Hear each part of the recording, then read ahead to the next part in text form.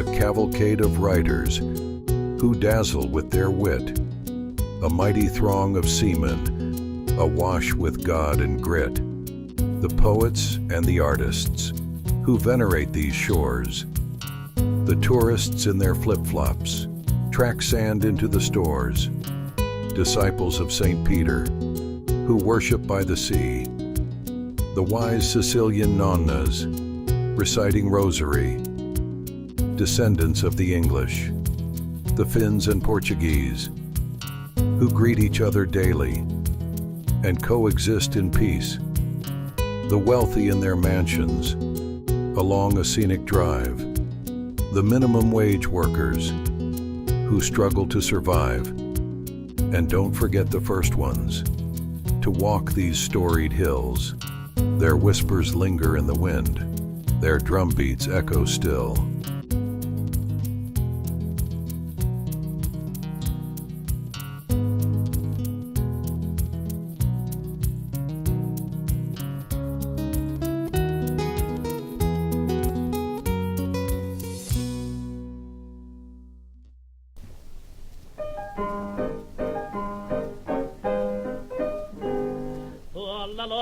Tuossa jännin mä kohtasin, Paolo Vepi, oho. Hän on neidosten joukossa kaunihin, Paolo Vepi, oho. Suokon kirsikka. Well, hello there again. This is the dynamic duo of Raymond Hildenen and Wayne Soini. We are both big readers and sometimes writers. And today's topic is those kind of books that deal with, in some way or other, the dark side of life. So don't expect that this is going to be a full explanation of everything that's gone wrong and why it went wrong and what was the divine plan behind it or anything. But and it's not going to be political, even though I just said the dark side of life. Not going to be political. It's going to be about books written about the way life kind of is in a realistic way and gritty way, which authors sometimes tackle as much as they do the uplifting and happy sides. So we are here in Gloucester Bookies, as usual, talking about what we do with books when we read books, write books, analyze books, study books, keep at books, gnaw away at them like a bone. And by the way, thank you for watching Archibald in Rockport. Archie is our best fan by far. He really pays attention to what we're doing, and I'm really grateful for that. How do you know that, Wayne? Whenever I meet Archibald, he Yes, says he saw me on TV last night, because we happen to have sometimes marathons on TV, on the show, and he loves to watch even the old adventures of the Gloucester Bookies. And he really, it's a pleasure. Anyhow, so Raymond, if you want, start off the show with a bang. Well, I don't know about a bang, maybe a whimper, but I did want to say I also have somebody who greets me, and I may have mentioned this before, but she always tells me, unfortunately only in the summertime, I saw you on TV, but she comes running up to me on the beach at Plum Cove. Yes. But she is an ardent fan of our book stories if as you're out well. there and not hibernating this time of year, maybe it's the summer by the time this is on the air, and we're grateful for your attention. Yes. Okay. I took Wayne at his word, as he just said, we're going to talk about books with a sort of a dark nature to them, a dark side, but also these have a little bit of a plus. And it's really interesting that Wayne mentioned how do we get to the bottom of the darkness in that is to some extent what human nature actually is, and the birth of Homo sapiens came as a result of their ability to withstand, and this is just a thesis, the ability of Homo sapiens to withstand the diseases of other humanoid races, of people. So I'm sort of going to intertwine 3 different books. The first one is Plagues and People. And it was a Pulitzer Prize winning novel by nonfiction by William McNeill. It's a very dark looking cover with slaughter and mayhem and skeletons. I want to Yes. emphasize to people who might make a big distinction in their mind what kind of book they want to read, if it's fiction or nonfiction. Yes. This is Nonfiction. nonfiction, meaning it's all true, Or theoretically true. theoretically, Okay. yes. Based in science. Yep. But it's really interesting. And I'm going to compare and contrast this with Pathogenesis, A History of the World in 8 Plagues, and how plagues define humanity By Jonathan by Jonathan Kennedy. Kennedy. And this one is similarly a World of Fire kind of a cover. Yes. But these 2 books together both treat on the subject of humans and plagues. Yes. Plagues and humans. So would you tell us, as you just said you're going to do, compare and contrast? Yes, These and 2 books, if you're going to read one or the other, you're going to pay attention to which one you might lean to or start with, at least first. Maybe you read both. But go ahead. And so, Pathogenesis, I'll start by saying, I was amazed that apparently, particularly on the North Shore, maybe because the flu is rampant in Massachusetts, but particularly so, my doctor said on the North Shore, my doctors told me on the North Shore, the flu is at its highest levels in more than 25 years. And so maybe because of the flu being around, as well as other issues having to do with breathing, let us say, and so forth. But it's interesting. Suddenly, books about disease, and particularly the plague, are disappearing off the bookshelves in the bookstores of Cape Ann and the North Shore. In fact, there are 21 copies of Pathogenesis, A History of the World in 8 Plagues. 21 copies just on the North Shore libraries, all of them checked out. So there's something about plagues that, and maybe it's more than health, it's maybe people sense maybe the United States now or the world is coming into one of these crossroads of history.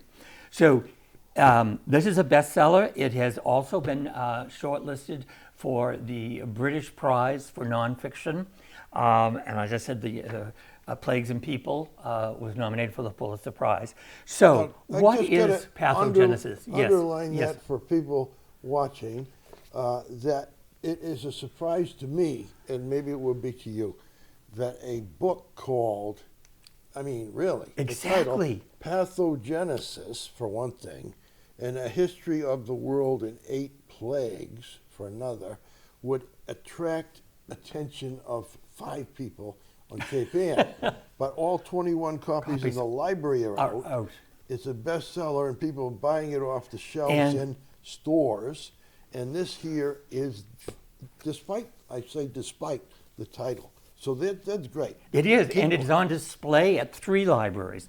The Ipswich Library, the Rockport Library, although it doesn't have part of place there, it's along with maybe 10 other nonfiction bestsellers, and the Hamilton Wenham Library. They all have books about the plague, and all of them have this book on display. And you can vouch for that because you visit all these libraries. Okay, thank you. And I can now. I decided instead of getting it at the library, because I couldn't, I would actually go and buy it. So I went to Barnes & Noble. But lo and behold, I forgot the title. So when I asked at the desk about this book, I said, it's a new bestseller about the plague. This woman said, oh, she said, I know just what you mean. She brought me over to this section. Instantaneous. And she found this one, but she said, but we have 3 others that are selling over here and over here.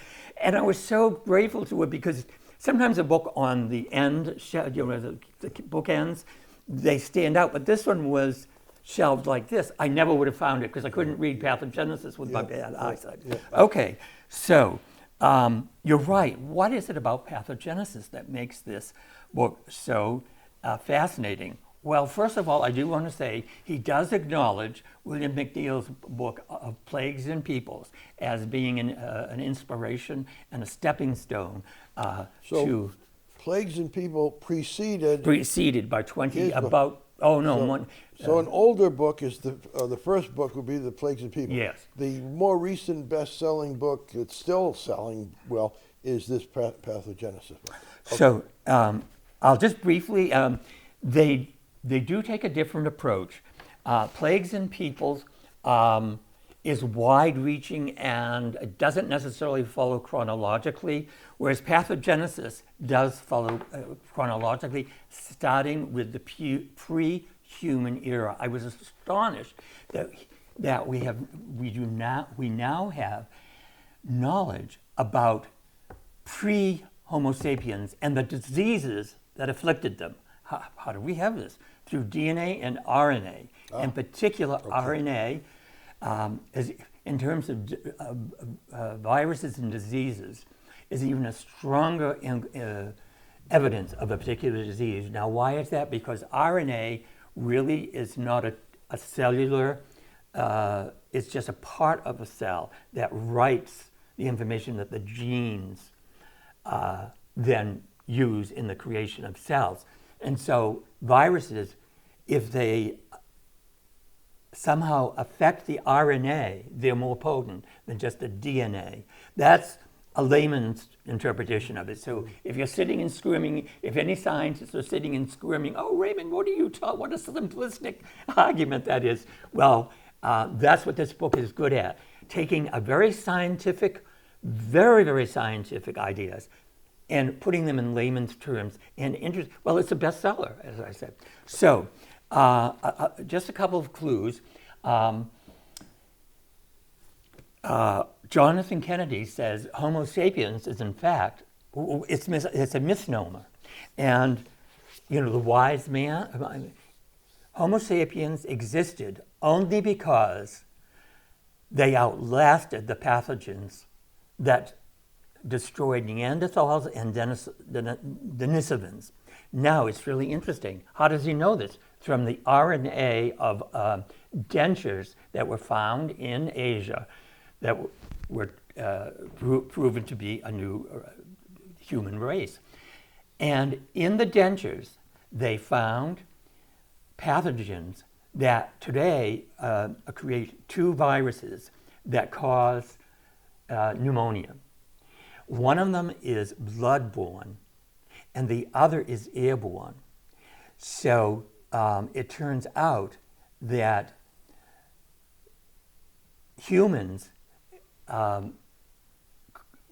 actually inherited from Denisovans the ability to fight off pneumonia, because if it was the blood-borne version, it killed off many, many, many Homo sapiens in Africa, because in humid climates, blood disperses and lives longer than an airborne disease, which requires also human contact. It's like kissing. So it's explained much better than that in the book. But in other words, Homo sapiens outlived the Denisovans because they had a stronger immune system, not because they were any wiser, quote unquote. And the other very fascinating, and again, both authors agree with this, that they were not so much Homo sapiens wise.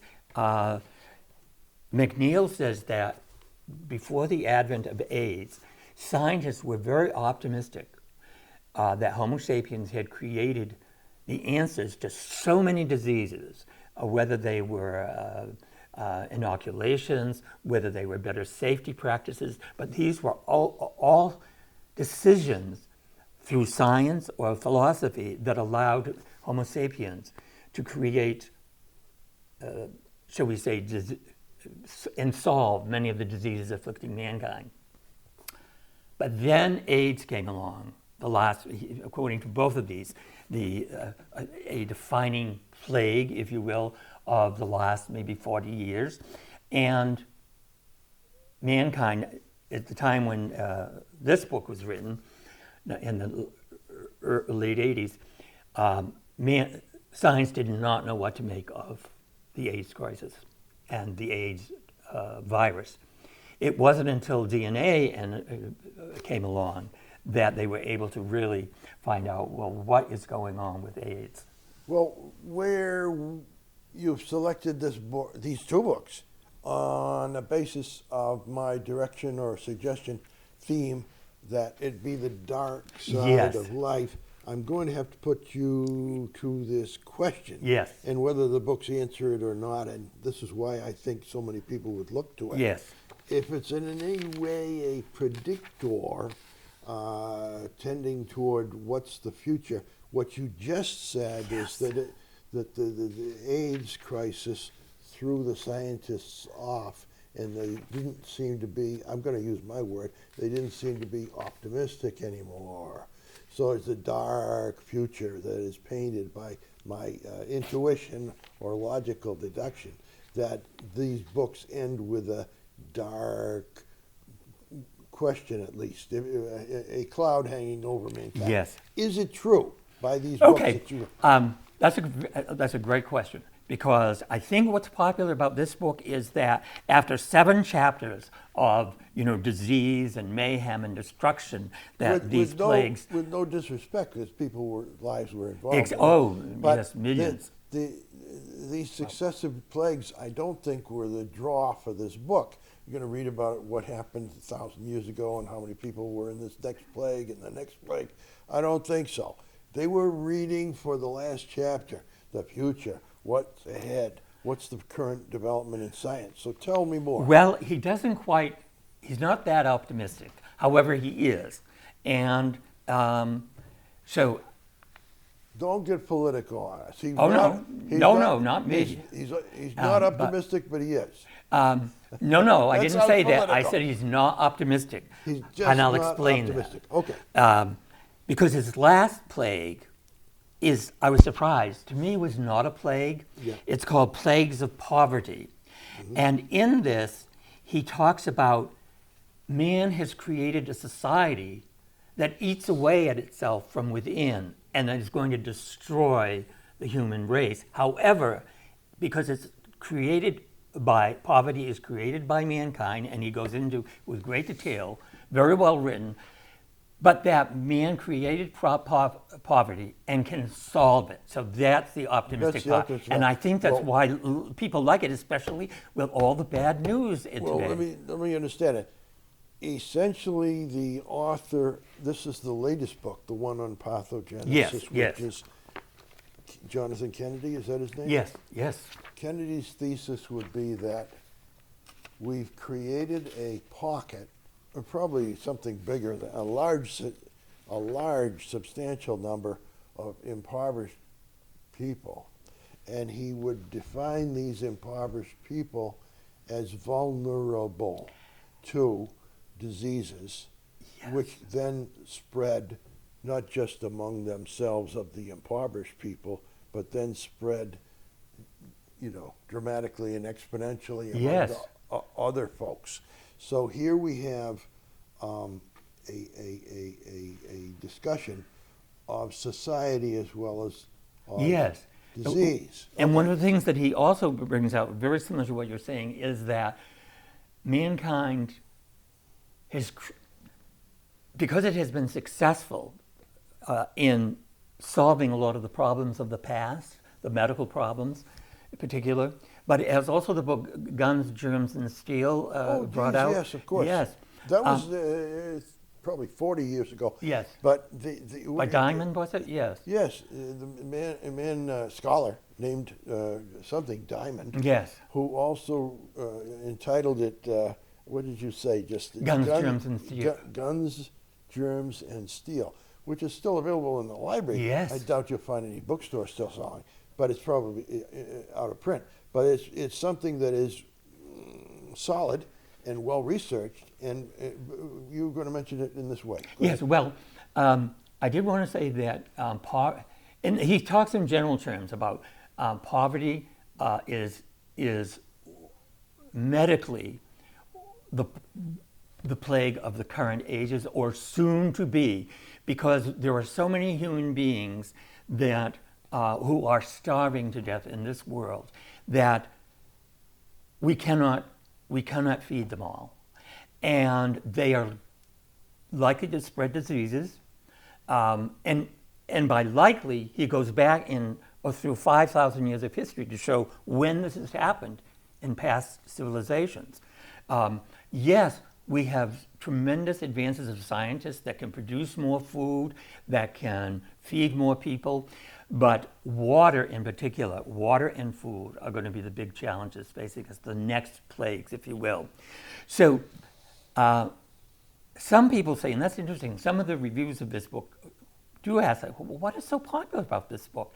One is that it goes back in history to things that people know about. People know about the Black Plague, granted not a lot, but they remember it.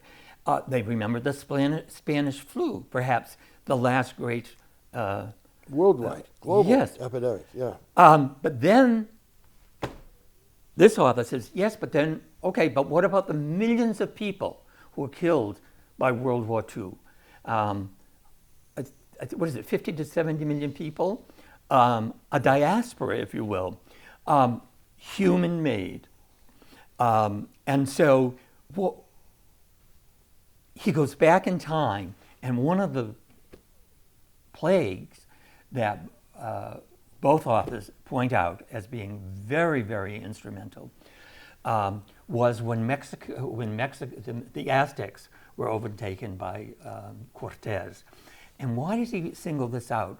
Because he asks, how is it that a nation of perhaps 20 million people, an advanced civilization, could be wiped out in 2 or 3 years by their conquest by Cortez, who had less than 200 soldiers, some of whom he left back on the coast in Veracruz. And a plague is the answer. It was syphilis, and he demonstrates through scientific evidence of the bones that were left over from, not just speculation, because a lot of people have speculated, some people even say Columbus brought syphilis to the New World. But here is actual proof, because of DNA analysis, that in the bones of these. So how did this, what he claims, but some people say it was Western civilization, the advances of Western civilization, and Homo sapiens, the wise man at its best, that we were superior to, let's say in this case, the Aztecs. No, he says, it was a pathogenic disease that did in. And not only that, because so many people died so quickly, Aztecs knew nothing about disease, to be honest, and certainly neither the Spanish conquerors or the Aztecs knew anything about pathogenesis.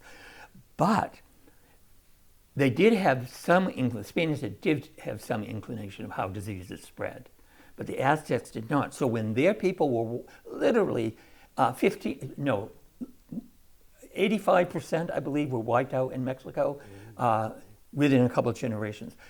So the Aztecs said, these people are coming from God, and we cannot withstand them because we are not blessed by their gods. So this is why the Spanish were also able to convert so many of them, because they saw Cortez's God as a more powerful God. Okay, we can put this to a rest if you want, and if you want to go on to some of the things you want to talk about, and then we can come back to these books. But then there's one other book which I picked up, The World the Plague Made by James Bellick. And this is very specifically... How does that figure in chronology? Which came first and yes, between the other two books you just talked about? Yes. Is it in between this them or book is afterwards? before, of course. I think most people can place the Black Death in the Middle Ages, the 13th century in particular, but. This is the world plague made, talking specifically about The bubonic plague. the bubonic plague. And And it came before these other two. yes, and not in this book, but in both of these books, a earlier version of it was not called the bubonic plague, but of what we now call the bubonic plague existed over almost 100 million years ago. And so, but it was, again, it was airborne initially, not bloodborne. And that's an important, and so therefore, being bloodborne, it took the fleas that came from China, supposedly, that had the bubonic plague in them, that ravaged Europe. But what is good about this book is it takes this, as these authors, it's almost like a case study. Well, here's an example that proves what these authors are talking about, and takes the Black Death and how it turned into modern Europe, how the Black Plague turned into modern Europe, made modern Europe. And his thesis is that it wiped out so many people that a new society had to be created. And that society still exists in terms of states, and it created nation states. It was sort of the birth of nation follow states. that through, and I'm going to think out loud, not having read the book. and No. just in the capacity of being an audience member like the people out in the audience. The Black Plague.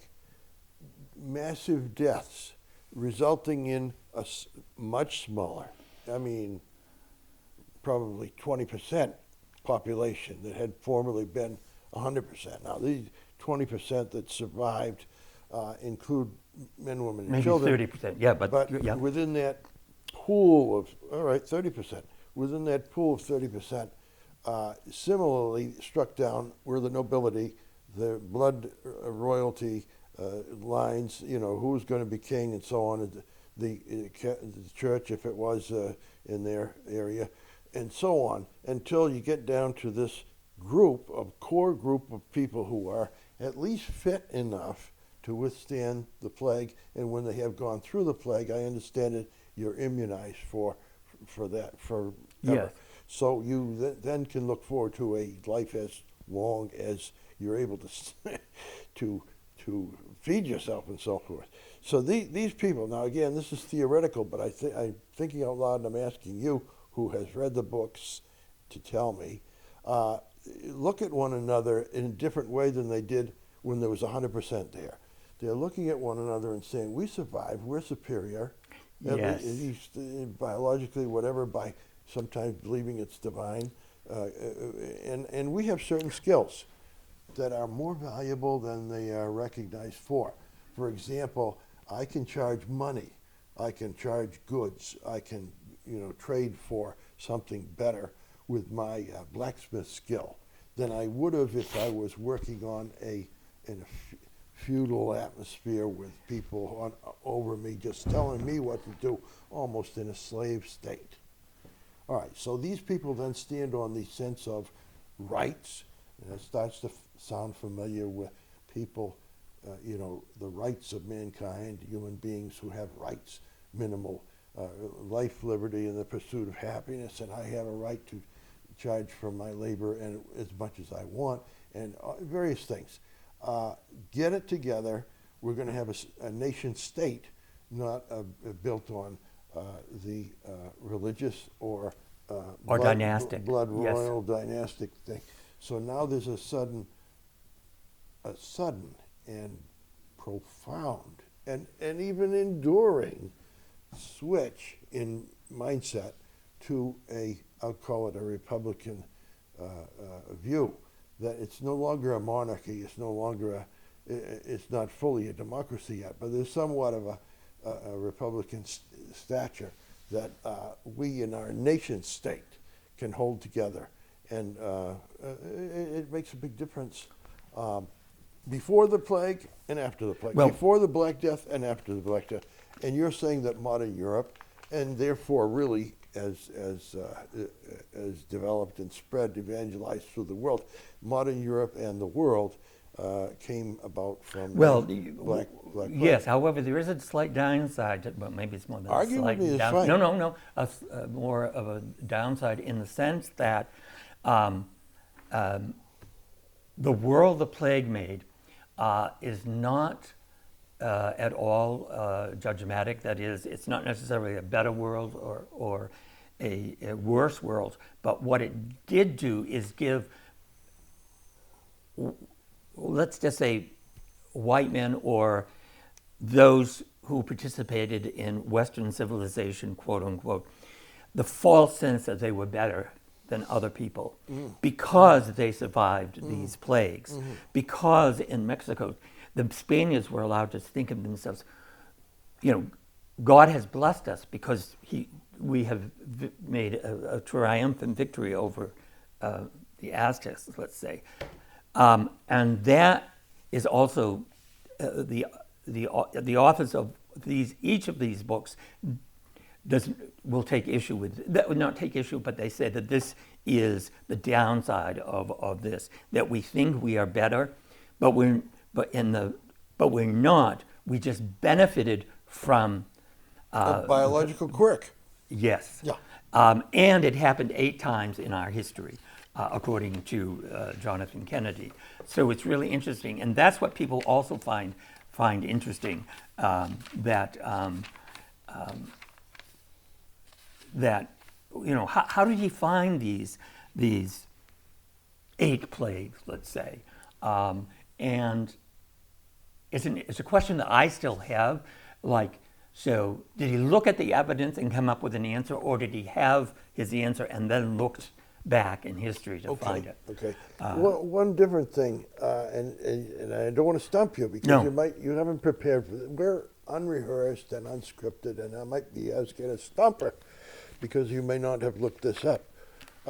Is there such a thing as good reads or the equivalent where ordinary readers are making little short reviews of the book and you're familiar with what they're saying? What are the ordinary readers of Excellent. You do. I wasn't going to cover that, but in fact, Yeah. I did look at some of the quote-unquote blurbs. People were from ordinary people, not yes, not reviewers, they are reviewers, but like you and I, who might review a book. Let's say it's not from the New York Times not or the professional Guardian. employed. So what they are saying is, and again, maybe a little trite, it made history come alive for me. It made us see how we are. Other people see. It made us see that we are a collection of cells. And that if we believe in God, that we do have a soul that is not accounted for in these. However, there's also a scientific world that says mankind is what we are made of, and we are made of cells.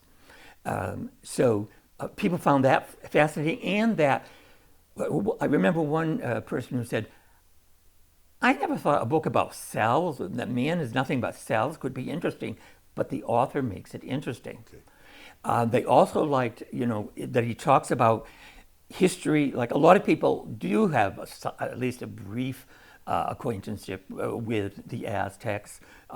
They also have, they know maybe that Homo sapiens were developed, at least this is now the current theory, in the trees in Africa, and then they came down into the savannah. And the authors point out how this then exposed them to microbes and germs that they were not exposed to when they lived in trees. So it has so many... Well, it covers many bases. Well, tell us, we've got a couple more minutes on this if you want. A quote from it somewhat that gives a flavor to people who are maybe on the edge of, at this point, going for the book. Just at least what would they encounter in terms of the way it was written? Because you mentioned 2 or 3 times that people have praised it for its readability or excellent writing. Go ahead. Well, pick one. I didn't it point out doesn't- any phrases because the ones that I did may almost prove the opposite, but they go on and he explains it so well. For instance, I'll read this one, which a lot of people might think, wait a minute, what's he talking about? Beyond the immune system, the Denisovan people, their gene variants account for much of the remarkable physical diversity of modern humans, allowing them to live in a variety of extreme habitats. Tibetans carry a Denisovan gene mutation that affects red blood cells, making it possible to live comfortably at 13,000 feet above sea level, where air contains 40% less oxygen. How is this possible? And people are drawn in by that because he makes it. Concrete. It's How palpable. can you? Okay. How is it that human beings can breathe Yeah. with this 40% less oxygen? Because what they inherited from Yeah. this Yeah. gene. Yeah. I like And that. I think people like Okay. that. Well, that's a good example, and I think it would be something that people want to pick up and look at.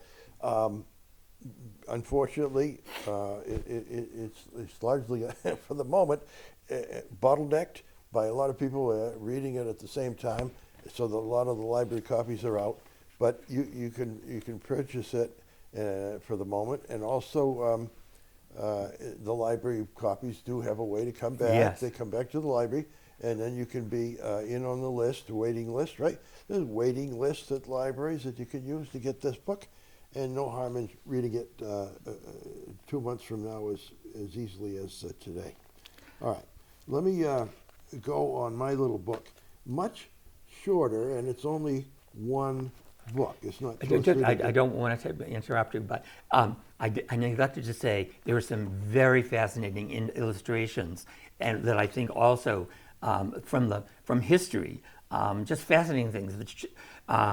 The Cheddar Man, who was They reconstruct from yes. bones, the way the skulls. yes, Yes. and so people like the pictures, obviously. Yeah, right. Good. So as well All as right. illustrated. So, another example, another plus.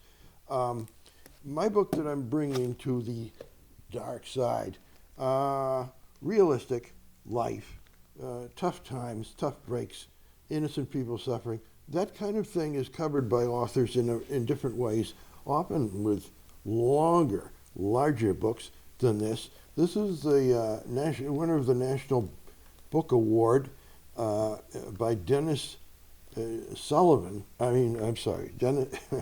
Denis, D-E-N-I-S, one N, D-E-N-I-S, which it's still pronounced Yes, yeah. Dennis Johnson.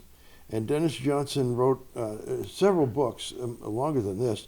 This is his novella, novellas being shorter than the usual novel, called Train Dreams.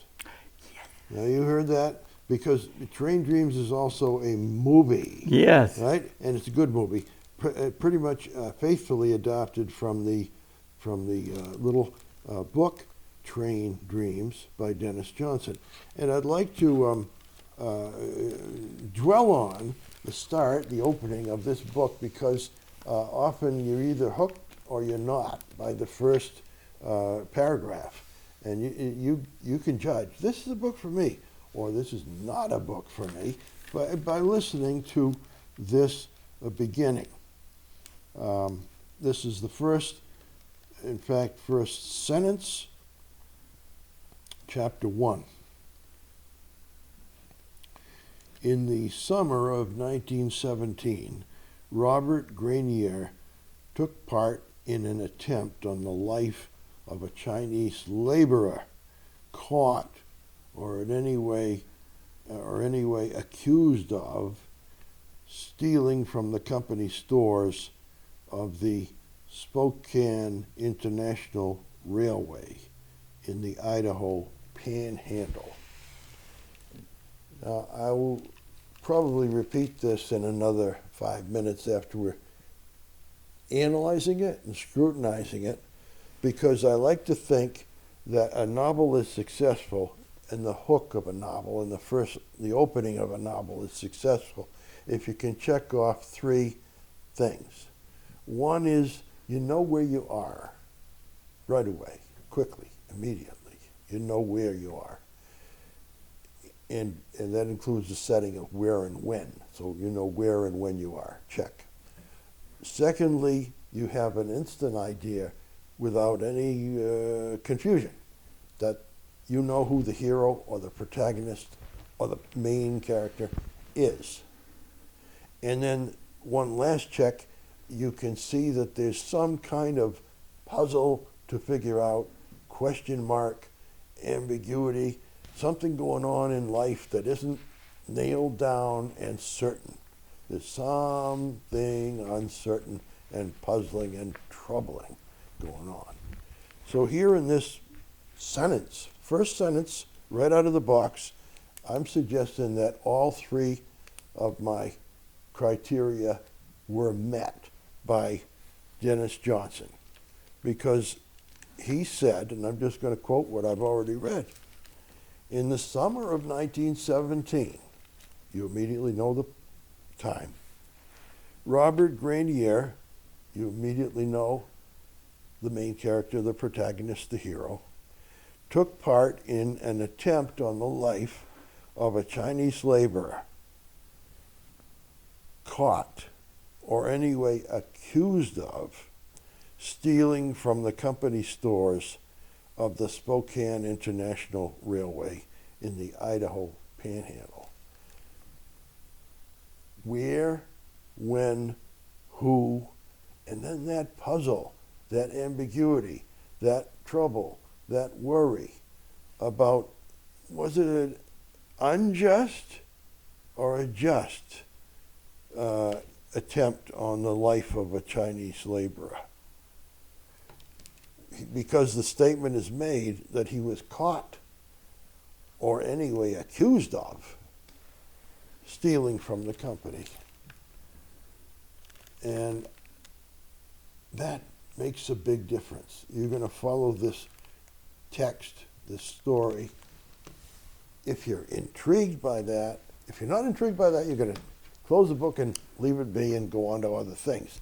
If you're intrigued by that, you're going to want to follow through and get to the bottom as much as you can of this mystery, this trouble, which also affects your impression, good or bad, of this Robert Grenier. Is he a good guy, a bad guy? Or is he both at the same time? You know he was acting in a way, forcefully, to put an end to the thief. So on the surface, on the face of it, he was engaged in, I guess you might say, vigilante justice. He was one of a group. He was not the only one. He took part. And the question is, when you're taking part in an ongoing thing, drawn into this, and you enlist right off on what little information you know or are told, yeah, he stole, from the company store. Well, okay, let's throw him over the bridge, which is what they attempted to do. That's the opening. And also he's going to be in trouble, because if he's in trouble on this, drawn into something that's not really quite directly his business, but then he's drawn into it and has some trouble as a result, he's going to probably be in trouble and rather innocently drawn into losses. And indeed, it's not a spoiler, I don't think, because it happens early, and then it's a standing, repeated issue. He lost his wife, and he lost his young baby. And it was in a prairie fire, one of those wildfires. If you look at that and say, an innocent people, of course the wife and the baby died in a fire, and that was a terrible tragedy. But then also he's alive. He didn't happen to be home at the time. He's alive and must endure without this presence of a very loving and wonderful wife, and a child baby that he really hoped would become something in the future for him, with him. So this story, and this is just a part of the story, there's other, I'll call it adventures, episodes in his life that happen throughout this short book. Do you think he was looking for a scapegoat that he needed to find, who started this fire because of his loss?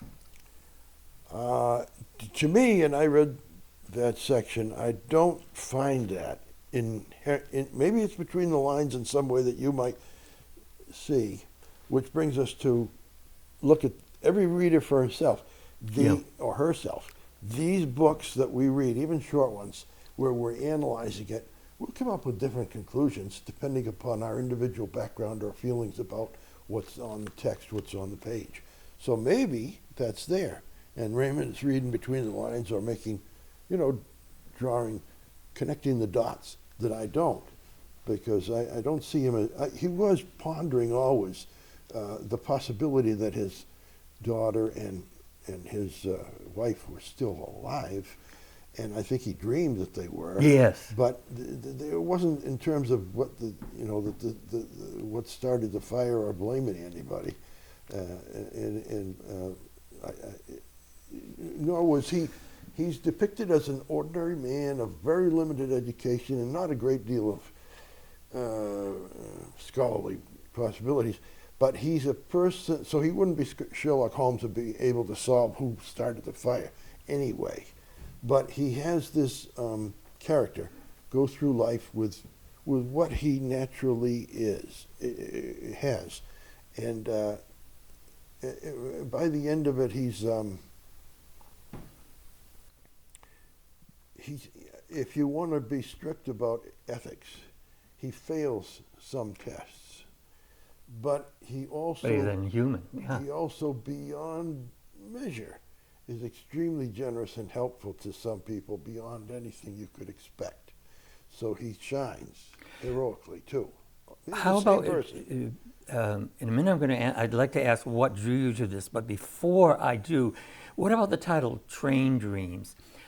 I wondered if that has to do with inside his mind. His dream is he dreaming some of this, like sort of like how a locomotive once it starts going, it puffs and puffs and goes on and rolls on and on and on its own steam. So are these maybe dreams that he has that are reverberating throughout the story? Beautifully, this is a perfect example of a question and an answer. The question can be asked and 5 people would have Sure. 5 different answers, which is all legitimate. My answer to that, train dreams. No, I mean, I'm saying individually as the reader. No, train dreams equals, and remember the start of the book, and I'm just going to repeat the last part of the sentence. The Spokane International Railway in the Idaho Panhandle.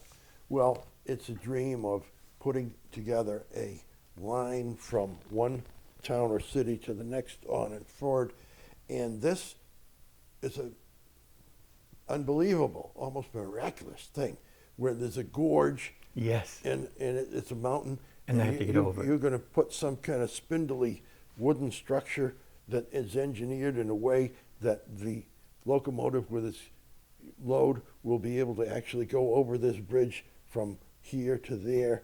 Well, you may not have recalled, but there's a specific detail. The engineer gets out. He's not going to go over that bridge with the locomotive. It's engaged in gear, so it will cross the bridge, and it's very slow. And he's going to cross the bridge himself, hand to hand and walking along the tracks without being in that heavy vehicle. If that should go down, he has a fighting chance outside of it.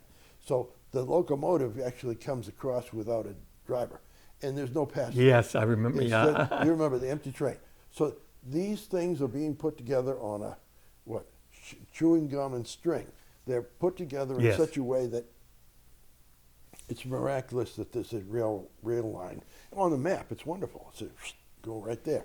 But in reality, the train dreams are, I'm going to build a railroad, despite my ordinary people, both Asian and American and others, who are going to work on this with their limited talents, just a few minor instructions and bare manual.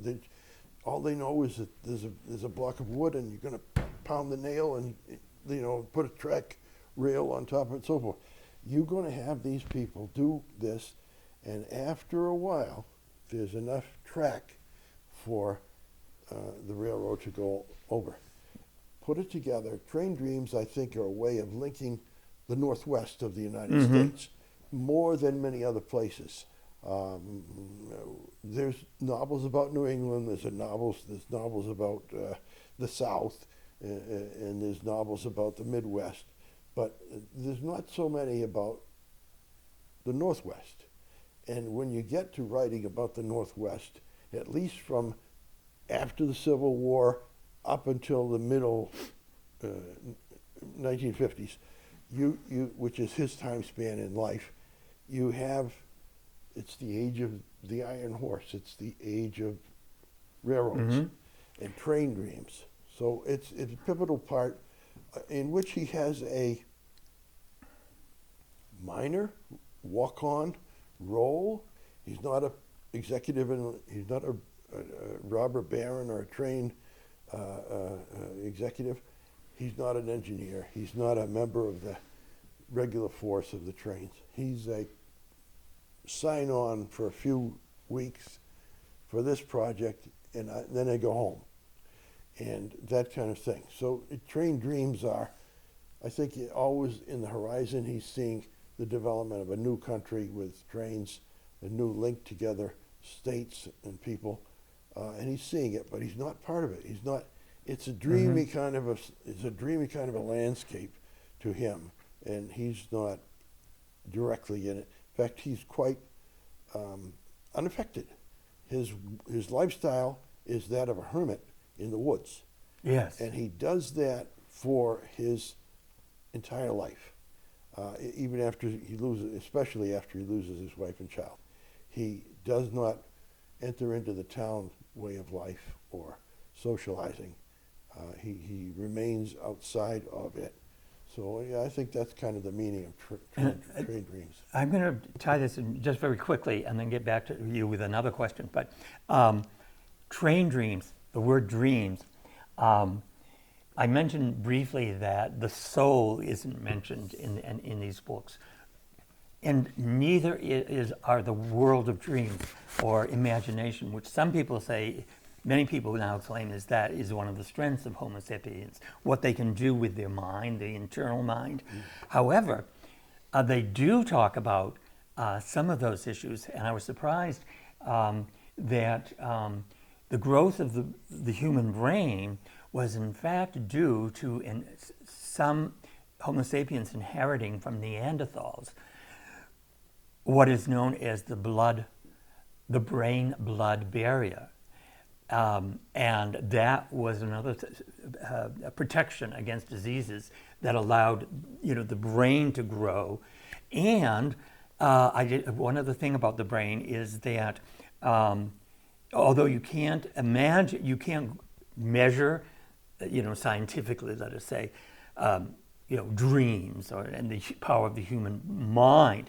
But he also points out that the Neanderthals did have that capacity, that they did draw, and there are more and more discoveries that show Neanderthals did have those so-called drawings on cave walls. Right. And on weapons. But let's not neglect Wonder Bread, because Wonder Bread builds strong bodies 12 different ways.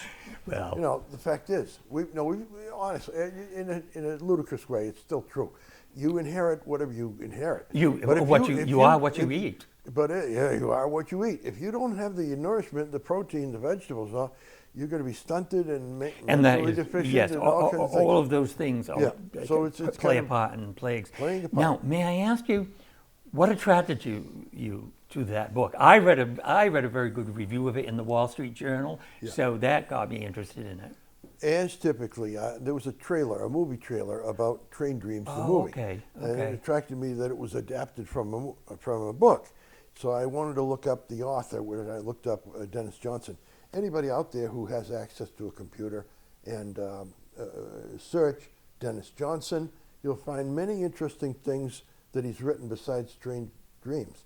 And very well reviewed and good works, mainly as a novelist.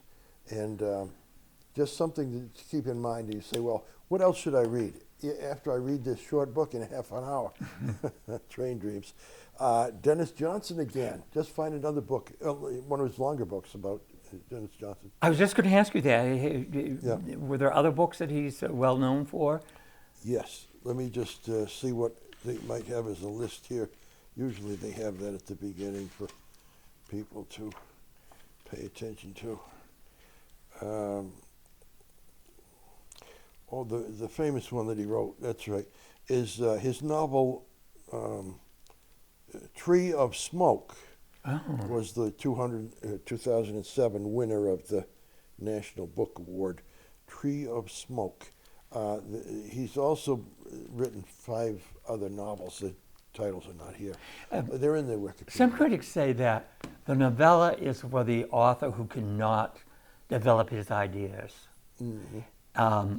So does this... Let me answer it this yes, way because yes. we're in the last sorry, yes, minute. yes. I don't want to But, take your time. The author here, I think quite consciously, knew he doesn't want to develop the ideas to a conclusion, to a definitive answer. Excellent. He wants you to ponder and come to your own conclusions later from what facts are given, and they're straight facts, just like even for the individual. The guy knew the Chinese man was accused of stealing. He didn't know more. He didn't know if the guy actually had stolen. And then you question what that fact does, because it's a bit of uncertainty in this guy's life, similar to some uncertainties in your life. And what do you do with uncertainties? And when you can't make them, you can't answer them to a definitive way. So that's the answer that I give. That's a novella because it isn't going to come to a full conclusion, and it's going to leave you it's going to provoke and stimulate thought. Well, all these books do.